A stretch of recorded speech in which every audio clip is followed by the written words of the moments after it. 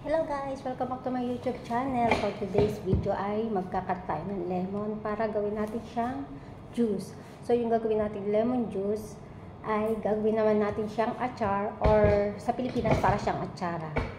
So nag-start na kami kanina, hindi lang ako nakapag-start ng video kasi nandito yung amo ko. So ngayon, nag-alternate kami. Siya naman yung naggagawa ng lemon. So ako naman yung magkakat. Tapos pag nangalay siya, or masakit na yung braso niya, ako naman yung maggagawa ng lemon, siya naman yung magkakat. So, let's start.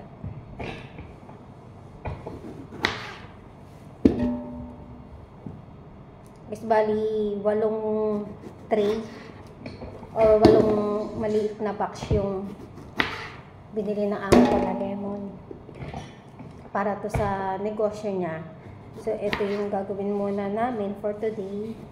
Tapos, kanina nakatapos ako ng pagbi-blend ng cinnamon. So, hindi ko na siya nakakuhanan ng video. So, ito na lang muna for today. Ayan. Parang nag-iiba yung boses ko kasi kahapon nag-blend ako ng black pepper. Pero nakamas naman ako. Medyo ewan ko ba ba't naging sensitive yung lalamunan ko pagdating sa mga spicy.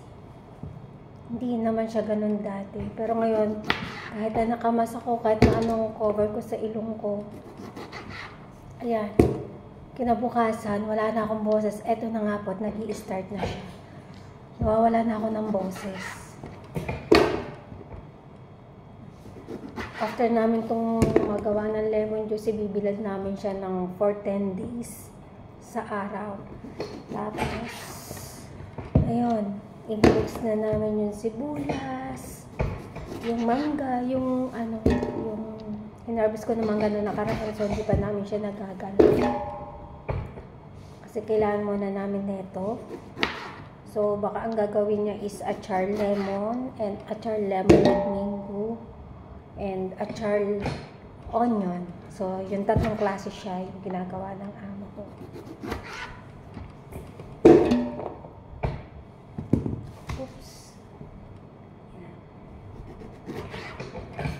Iba na yung boses ko dahil sa pagkaano ko ng saglit ko lang naman ako nag-blender ng cinnamon kanina, siguro mga ano lang 10 minutes to 15 minutes lang ako nag-ano kanina kasi konti lang naman siya.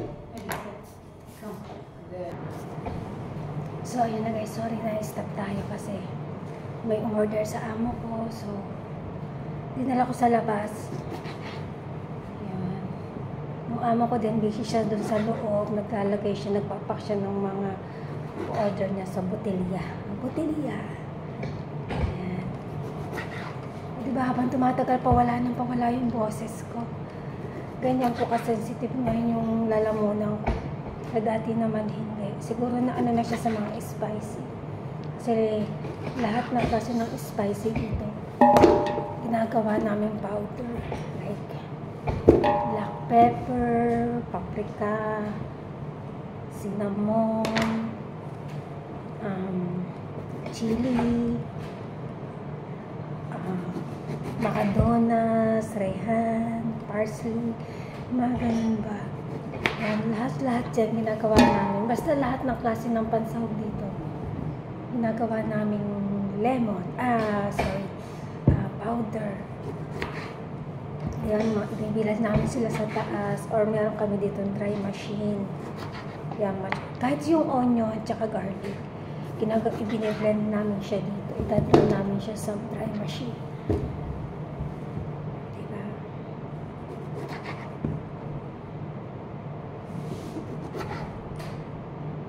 Pero syempre, habang gumagawa tayo, dapat may nilalamon tayo. Hindi mawawala yung lalamunin natin pag ginagawa. Ay, diba? Aso? Cheese, ano ba ito? Cheese cars. Pero hindi siya galing ng Pilipinas. Dito ko lang siya binili. Kaya lang mas malasa yun sa Pilipinas kasi sa Pilipinas maraming cheese. Hindi ito, konti lang. Hindi siya masyadong lasa yung cheese.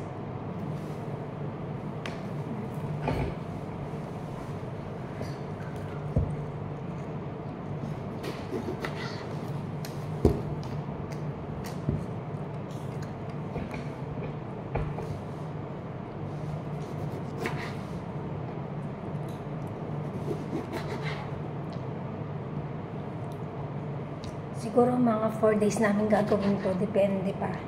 More than siguro. Kasi matrabaho din to. Meron kasi kaming ginagamit na manual machine para dito. Meron din namang, may mga machine din kami, kaya lang maliliit siya. And then, mabilis siyang malobat. After 5 minutes mo siya nagamit, lobat na siya. So, parang mas lalo siyang tumatagal. So, much better tong manual. Mabilis. Although nakakasakit sa braso, mas mabilis naman siyang gawin.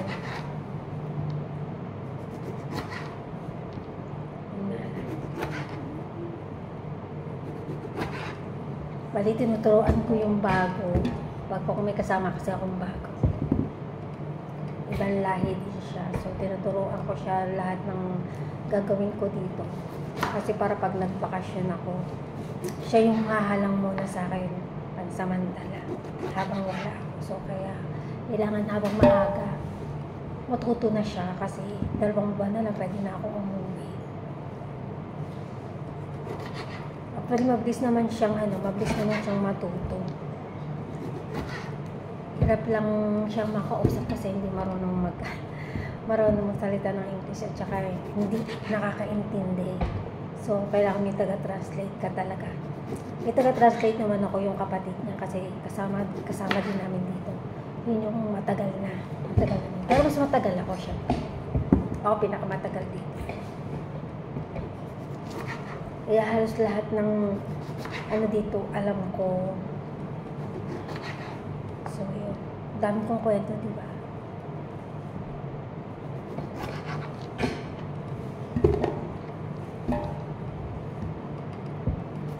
Mukhang nag-enjoy naman siya.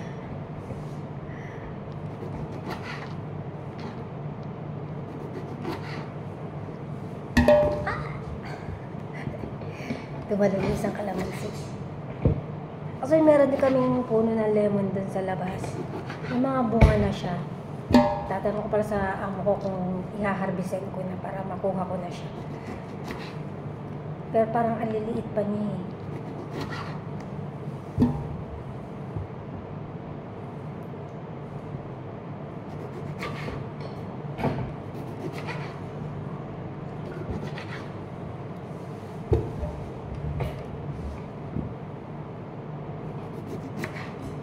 After nito, muna kami.